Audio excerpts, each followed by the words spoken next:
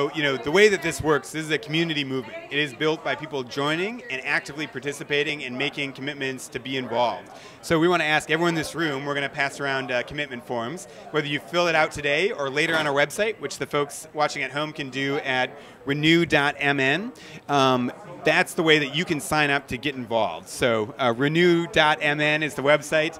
It's Jerry Brown for the 21st century. Yeah. I think this is the first time we've ever had an altar call. An altar call. We will do it Drinking happily.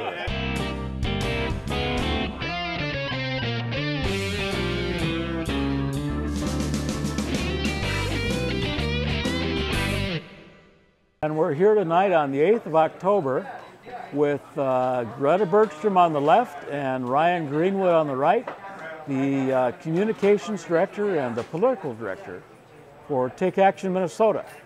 And we've asked them to come here tonight to talk a little bit about their new campaign, the reNEW Minnesota campaign, or reNEW.mn campaign. They had a kickoff late in September on a Saturday afternoon that was quite successful. And perhaps they'll talk a little bit about that and what the campaign is all about. So with that, I will turn it over to Ryan. All right. So hi all. I think I've met most of you. My name is Ryan Greenwood and political director at Take Action Minnesota. First of all, thank you all so much for having us here tonight. Quick background on Take Action Minnesota. We're a group dedicated to economic, social, and racial justice in Minnesota. We've got about 6,000 members throughout the state and about 30 organizational affiliates, everyone from labor unions, environmental groups, community groups working together to improve the state.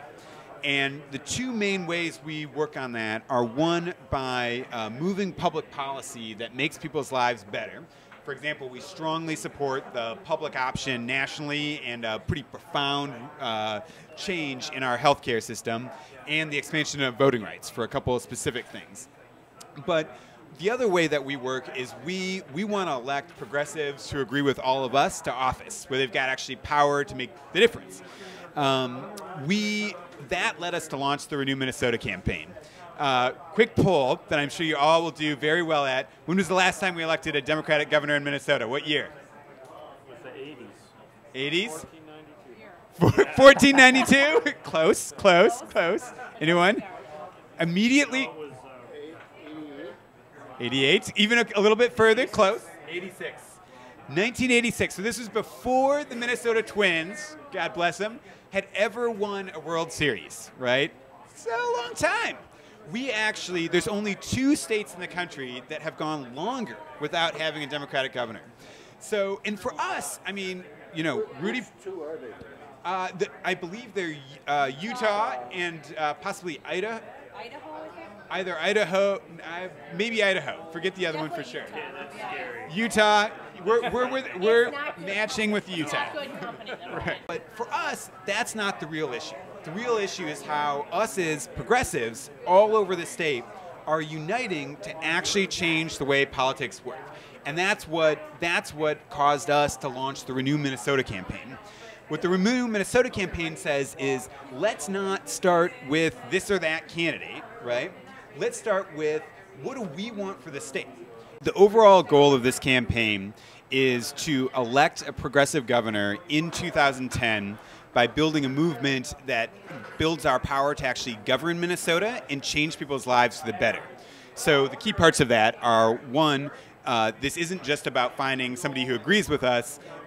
We want to do that. That is the first step, right? Like, we want to get somebody who's one of us, who's a progressive, but we also want to win the election, right? Which, for us in the progressive movement, sometimes we think we're going to go for a candidate just because they're ideologically pure, but they don't actually have the campaign structure to win. We think that both points are equally important. But we go even further than that. And I think President Obama is a good example of this, right? He, huge grassroots support across the country, right? Arguably one of the best, most progressive campaigns we've seen in decades. And he gets elected. So the first 2 points are fulfilled. For us, we say, though, you got to go a point further. You actually got to build power to govern and change people's lives. And we're seeing it right now with the public option fight, right? This, in our view, is just a first step to the healthcare system we need, but it's a step. And right now, the fight nationally tells us that we need to build even more power as a progressive movement to work with our elected officials. They can't do it on their own, even somebody as powerful as the president. We are trying to unite around some core themes, some core values, core beliefs that unite us as progressives and as Democrats. So what we really believe is that, the power is not in candidate personalities and trying to, divide ourselves up now 10 different ways. It was 11 before today. But it's really figuring out what really unites us as progressives in this state and what kind of a vision are we going to put forward to change the state, because it's ultimately about changing this state, because right now we're not really doing very well. We ask people to commit to withhold their support for a candidate, and that is important because we think that the strongest thing is all of us working together as progressives throughout the state. If the candidates can separate us from each other, we'll have less political power, right? So we want to say people should withhold support for a candidate and work to endorse collectively, number one. One of the problems I saw in the last gubernatorial endorsement process is it seems like there was a candidate that was almost like an entitlement. He tried before, and so we're going to give it to him this time. And then there was a whole steamroller, so by the time we got to district conventions, the mind had already been made up of the majority of the people, and it was a disaster. And to your point about how it's kind of my turn, that kind of question of like we nominate and allow candidates to kind of have their turn, that's not how it works. People have to have some passion. I mean, if you want to be governor of this state, we've got a lot of problems right now. We've got a lot of things that we need to solve in this country. There's a lot of inequality.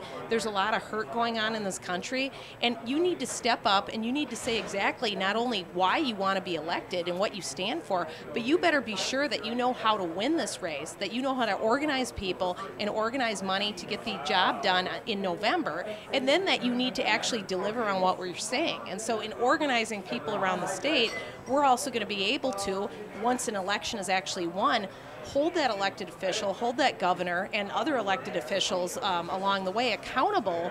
And I know that there have been some people in the media that have talked about how whether or not Lori Sturdivant, for example, how this campaign was intended to push the Democrats to the left. Can you address that? Yeah, I think that's a key point. So certainly all of us as progressives are not going to be better off if we lose, right? So this is not a campaign to find the next Ralph Nader.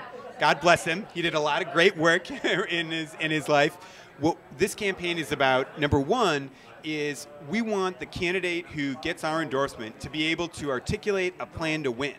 But we don't think it's just on them. So that's part of how we're going to separate these candidates, is their progressiveness, but also their ability to actually articulate a plan to win.